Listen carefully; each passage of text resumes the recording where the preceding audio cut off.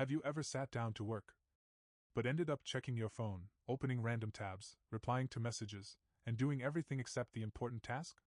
If that sounds familiar, then Deep Work by Cal Newport is a book you need to know. This book explains a powerful idea. The ability to focus deeply, without distraction, is becoming one of the most valuable skills in the modern world. Today, most people are surrounded by constant distractions. Notifications, social media, emails, short videos, and endless multitasking have made deep concentration rare. And that is exactly why it matters so much. In this summary, I will explain the most important ideas from deep work in a simple and practical way. 1. What is deep work? Cal Newport defines deep work as professional activities performed in a state of distraction-free concentration that push your cognitive abilities to their limit. In simple words, deep work means focusing completely on one important task, without distractions, for a meaningful period of time. This is the kind of work that creates real value. For example, writing something important, learning a difficult skill, solving a serious problem, studying deeply, building something meaningful. On the other hand, the opposite of deep work is shallow work. Shallow work includes checking emails all day, jumping between tasks, attending unnecessary meetings, doing low-value busy work, spending hours online without real progress. Shallow work feels productive because you are busy, but often, it does not create much value. Deep work is different. It requires effort, concentration, and mental energy, but it produces the best results. 2. Deep work is rare, and that makes it valuable. One of the main ideas in this book is that deep work is becoming rare. Why? Because modern life is built around distraction. Most people are constantly interrupted. They switch between apps, messages, emails, calls, and social media. Many workplaces even reward quick replies and visible busyness instead of real focused output. As a result, people are losing the ability to concentrate for long periods.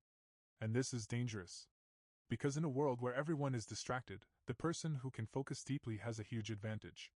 Cal Newport explains that deep work is valuable for two main reasons.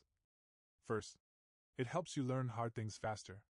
If you want to master a difficult skill, you need focused attention.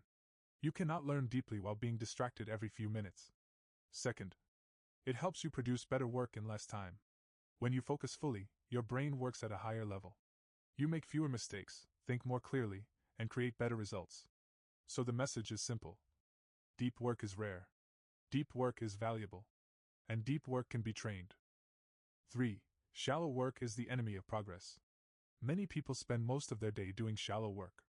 They answer messages, check notifications, move between tasks, react to other people's priorities, stay busy, but not effective. The problem is that shallow work gives the illusion of productivity. You feel active. You feel occupied. But at the end of the day, you may realize that nothing truly important was done. This is one of the strongest lessons in the book. Being busy is not the same as being productive. Real progress usually comes from concentrated effort. A distracted mind may spend hours working, but still achieve less than a focused mind working for 1 hour.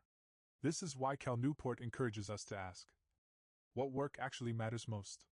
What creates the highest value? What deserves my best attention? Once you know the answer, protect that work. Because if you do not protect your attention, shallow work will consume your day. 4. Focus is a skill, not just a mood. A very important lesson from deep work is that focus is not something you should wait for. It is not just a mood.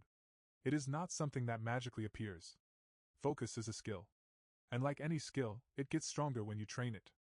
If you spend all day switching between apps, checking your phone, and reacting to noise, your brain becomes used to distraction. Then when you sit down to focus, it feels difficult. Not because you are lazy, but because your mind has been trained to avoid depth. The good news is that the opposite is also true. If you practice concentration regularly, your brain becomes better at it. So deep work is not only a method. It is a habit of mind. The more you protect your attention, the stronger your ability to focus becomes. 5. You must schedule deep work. One of the practical lessons in the book is that deep work usually does not happen by accident. If you simply hope to find time for focused work, shallow tasks will often take over.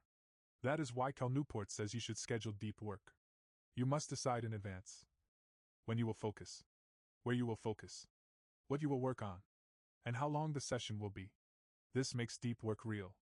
For example, 8 to 10 a.m., write without interruptions. 4 to 5:30 p.m., study one difficult topic. 9 to 11 a.m., work on your most important task. When focus is scheduled, it becomes part of your routine. And routine is powerful. You do not want to negotiate with yourself every day. You want deep work to become normal. 6. Remove distractions before they remove your attention. Cal Newport makes it clear that deep work and distraction cannot live together. If your phone is next to you, if notifications are active, if social media is one click away, if your environment invites interruption, then deep focus becomes much harder. This means you must reduce friction for focus. Practical examples. Put your phone away. Turn off notifications. Close extra tabs. Block distracting websites. Choose a quiet place. Work on one task only. Many people think they need more motivation.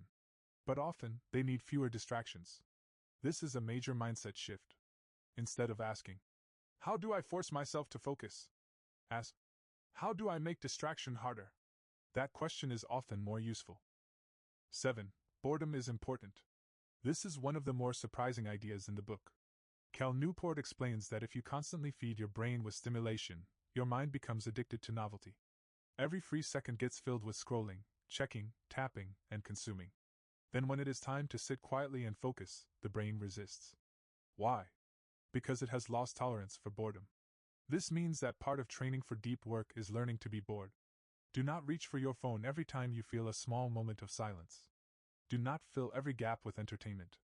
Sometimes, just sit. Walk. Think. Wait. Why does this matter? Because deep work often begins where easy stimulation ends. If your brain cannot handle boredom, it will keep looking for distraction. But if you train your mind to stay calm without constant stimulation, concentration becomes easier. 8. Not everything deserves your attention. Another strong lesson from this book is that not every tool, platform, app, or activity deserves a place in your life. Many people use social media or digital tools by default. They never stop to ask, "Is this helping me? Is this costing me focus? Is this worth the time it takes?" Cal Newport encourages a more selective approach. Just because something is useful in a small way does not mean it deserves your attention. This is important because attention is limited. Every hour spent on something low value is an hour not spent on something meaningful. So the goal is not to reject all technology. The goal is to use it intentionally. Use what truly supports your goals. Reduce what weakens your focus. And be honest about the difference. 9. Work deeply, then rest deeply. Deep work is powerful, but it is mentally demanding. You cannot focus intensely for endless hours every day. That is why recovery matters. Cal Newport explains that rest is not laziness. It is part of the process. When you rest well, your brain recovers. Your mind processes ideas in the background. Your energy returns. This is why downtime matters. Sleep. Walking. Quiet time. Time away from screens. Time away from work. A tired and overloaded brain cannot produce its best work. So the goal is not to be mentally busy all day. The goal is to work deeply when it is time to work, and rest properly when it is time to rest. That balance helps you stay consistent. 10. A meaningful life requires depth. At its core, deep work is not just a productivity book. It is also a book about meaning. Shallow work often leaves people feeling empty. They stay busy, but they do not feel proud of what they are building. Deep work is different. When you give full attention to something important, you feel more engaged. You think better. You create better. And often, you feel more satisfied. There is dignity in focused work. There is meaning in mastering a skill. There is value in doing something difficult with full attention. So deep work is not only useful for success. It is also useful for building a more serious, intentional, and meaningful life. Conclusion. So what is the main message of deep work? It is this. Your ability to focus without distraction is one of the most valuable skills you can build. In a distracted world, deep focus becomes rare. And because it is rare, it becomes powerful. This book teaches us to value concentration, reduce shallow work, protect our attention, train our minds for depth, and create space for meaningful work. You do not need to be busy all day to make progress. You need to focus on what matters, deeply. Because real results usually do not come from scattered effort. They come from sustained concentration. Deep work is not just about getting more done. It is about doing what truly matters, with full attention.